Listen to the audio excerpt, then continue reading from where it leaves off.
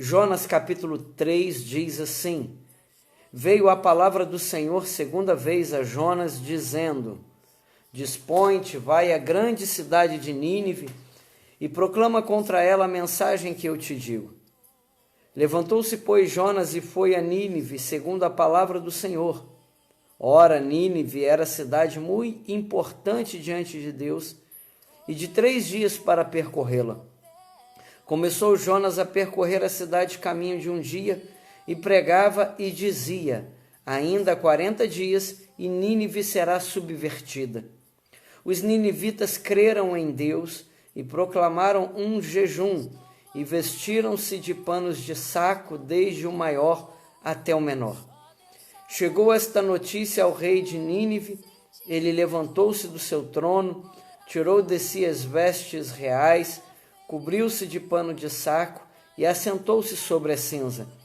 E fez-se proclamar e divulgar em Nínive, por mandado do rei e seus grandes: nem homens, nem animais, nem bois, nem ovelhas provem coisa alguma,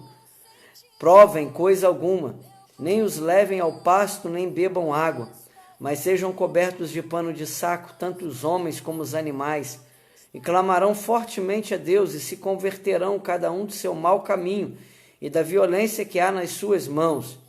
Quem sabe se voltará a Deus e se arrependerá, e se apartará do furor da sua ira, de sorte que não pereçamos? Viu Deus o que fizeram, como se converteram do seu mau caminho, e Deus se arrependeu do mal que tinha dito lhes faria, e não o fez. E Deus se arrependeu do mal que tinha dito lhes faria, e não o fez. Que o Espírito de Deus complete essa palavra em cada coração nessa noite, em nome de Jesus. Uma palavra revelada que Deus trouxe há poucos minutos agora para trazer para vocês. Nínive, meus irmãos, minhas irmãs, era a capital da Assíria. E a Assíria foi o império que destruiu o reino do norte. Havia o reino do sul e o reino do norte. Judá e a tribo de Benjamim no reino do sul, e as outras 10 tribos de Israel no reino do norte. O reino do norte, as 10 tribos de Israel foram dizimadas, muitas almas foram dizimadas pelos ninivitas. E aqueles que restaram, muito deles foram levados para o exílio.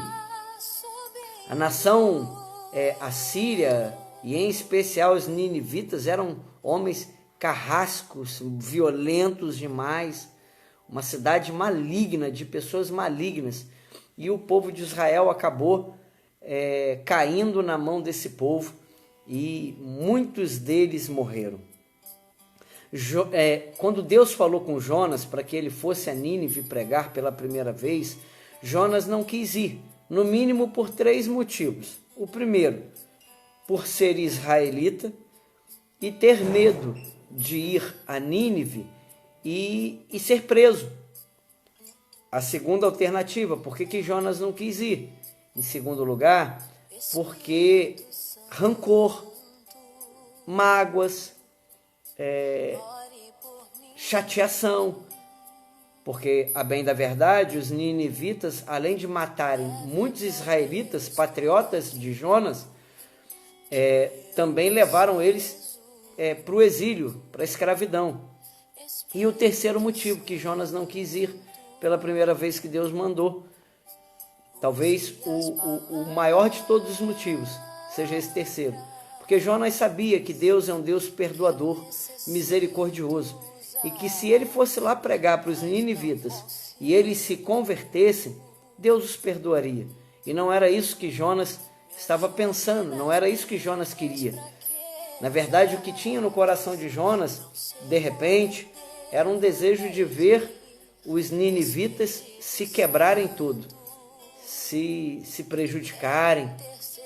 De repente, o que Jonas desejava para os ninivitas era o mal. E então ele não foi pregar. Mas o texto bíblico nos diz, que nós acabamos de ler, que os ninivitas, a cidade de Nínive, era uma cidade muito importante para Deus. Está aqui, ó. Versículo 3. Nínive era cidade muito importante diante de Deus. E aqui eu aprendo algo nessa fala. Que ainda que para os filhos de Israel Nínive não servisse para nada, ainda que para os filhos de Israel a cidade de Nínive não tinha valor algum, para Deus a cidade de Nínive tinha valor. Isso nos ensina algo. Muitas vezes aquilo que a gente não acha que tem valor, não acha que serve, para Deus serve. Para Deus vale. A vontade de Deus era que os ninivitas fossem restaurados, conhecessem o amor de Deus, conhecessem quem é Deus de verdade. O desejo de Deus era salvar os ninivitas, mas o desejo dos filhos de Israel e de Jonas não era esse. Mas houve, no mínimo, 4 coisas que foi muito importante para que os ninivitas vivessem, se convertessem, vivessem a misericórdia de Deus. A primeira coisa importante para que houvesse uma virada na situação do povo de Nínive foi o povo de Nínive ter ouvido a pregação de Jonas. Na segunda, Deus novamente falou com Jonas por uma segunda vez. E agora Jonas resolve ir então a Nínive. E a pregação de Jonas era essa. Ainda 40 dias, ou seja, daqui a uma quarentena, Nínive será subvertida. Ou seja, Nínive será desgraçada, será destruída. Essa era a mensagem que Jonas pregou ali em Nínive. Nesse ato dele de agora obedecer à voz de Deus, a pregação dele era essa. Daqui a 40 dias, Nínive será subvertida, será destruída. E a primeira coisa então importante foi que o povo de Nínive ouviu aquela mensagem. Ainda que uma mensagem um tanto rancorosa, né, de alguém que não queria ir, mas acabou indo. Mas os ninivitas ouviram a voz de Deus. E aquela praga e aquela destruição que iria vir sobre eles, que ia trazer muita morte, ia trazer muita perda, nós já sabemos que não houve, que foi paralisado esse plano. A cidade não foi destruída. E a primeira coisa importante é que eles ouviram a voz do profeta. E isso trouxe para a vida deles um direcionamento. A segunda coisa importante para que a cidade de Nínive não fosse destruída foi que eles creram em Deus. Está no versículo 5. Creram em Deus. Eles ouviram a palavra que o profeta transmitiu e eles creram em Deus. Eles acreditaram em Deus. Eles tiveram confiança. Eles acreditaram que Deus era digno de que a vida deles fossem entregues a Deus. Eles creram em Deus. A terceira coisa importante foi que o rei proclamou um jejum. Versículo 6 diz assim: proclamaram um jejum. Diz assim: chegou esta notícia ao rei de Nínive, e ele levantou-se do trono, tirou de si as vestes reais, cobriu-se de pano de saco e assentou-se sobre cinza, e fez proclamar e divulgar em Nínive, por mandado do rei e seus grandes: nem homens, nem animais, nem bois, nem ovelhas provem coisa alguma. O rei de Nínive proclamou um jejum, e muito radical esse jejum. Muito radical. Nem os animais poderiam comer, provar de comida. Nem os animais poderiam provar de comida. Nem bois, nem ovelha provem coisa alguma. Nem levem ao pasto, nem bebam água. Até os animais não poderiam comer e nem beber nesse jejum que foi proclamado pelo rei de Nínive. Nós vemos aqui então um político proclamando um jejum, um rei, né? Um rei proclamando um jejum radical, sem água, sem comida. E a quarta coisa que nós vemos, que foi muito importante para que toda aquela destruição que estava prevista não acontecer, foi que, assim como o povo, o rei também se humilhou. Ele vestiu-se de pano de saco, ou seja, ele tirou as suas vestes reais, não se via neles ornamentações. O que houve foi humildade e humilhação. É isso que aconteceu. Essas 4 coisas aconteceram. Ouviram a palavra duríssima de um profeta rancoroso, mas ouviram a palavra. Eles creram em Deus. Proclamou-se um jejum radical, sem água e sem vinho, um jejum total.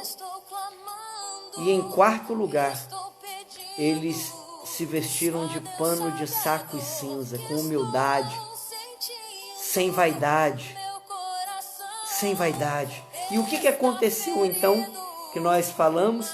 Versículo 10 diz assim: viu Deus o que fizeram, como se converteram do seu mau caminho. Olha a quinta coisa aí. Olha a quinta coisa que aconteceu. Eles se converteram do seu mau caminho. Houve conversões. Houve conversões. A conversão, ela indica uma mudança de rota, uma mudança de atitude. Como eu disse no início, a cidade de Nínive era composta por jovens, por adultos, por crianças malignas, com ações malignas, sem moral alguma. Eles não respeitavam ninguém. Mas após a palavra do profeta, eles começaram a mudar. Houve conversões. E Deus viu tudo aquilo ali que eles fizeram. Deus estava de olho. Assim como Deus ainda olha para a nossa nação, Deus também olha para o Brasil e olha para as nações. Deus vê. Deus está vendo. E a Bíblia diz: viu Deus o que fizeram, como se converteram do seu mau caminho, e Deus se arrependeu do mal que tinha dito, lhes faria e não fez.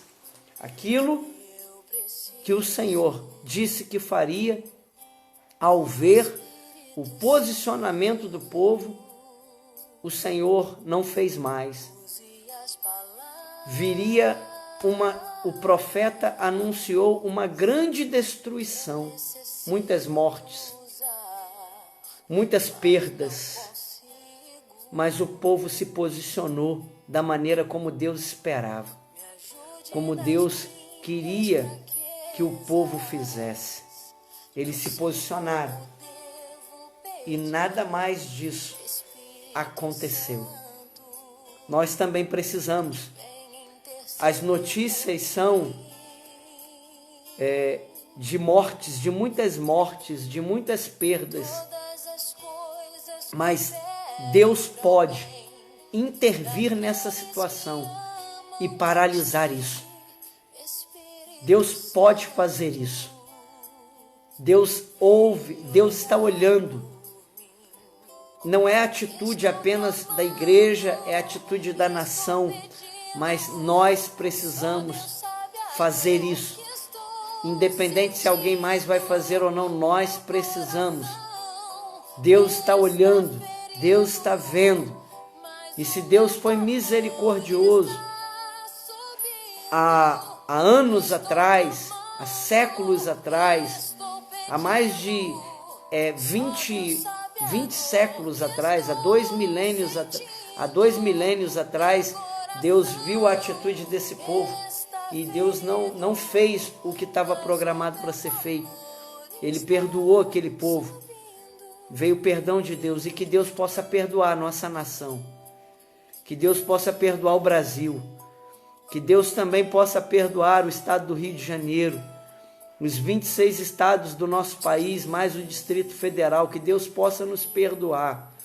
Que Deus perdoe os pecados da nossa cidade, da cidade de Teresópolis, da tua cidade, de você que está aqui. Que Deus possa nos perdoar. que Deus possa perdoar os pecados das nações, em nome de Jesus. Então aqui nós tivemos, irmãos, o esclarecimento de que aqui um rei, um governante do povo, proclamou um jejum. Ele viu que ele ficou sabendo da voz profética, da voz, e ele cedeu, o governante cedeu. É isso que nosso presidente fez, ele cedeu a uma solicitação da igreja, que se proclamasse um jejum. Você pode ter a certeza que a partir de agora, desde a meia-noite, que o povo de Deus e a nação foi convocada. Nós sabemos que existem muitas pessoas que não vão fazer, infelizmente, porque por causa de questões, na maioria das vezes, políticas, partidárias, e essa não é a questão mais. Nós precisamos nos humilhar diante de Deus, independente de quem proclame esse jejum. Nós precisamos fazê-lo, porque Deus está vendo a nossa nação, Deus está vendo, e Ele há de sarar a nossa terra, e Ele há de paralisar essa praga em nome de Jesus. O nosso jejum, então, que nós vamos consagrar agora, esse jejum, ele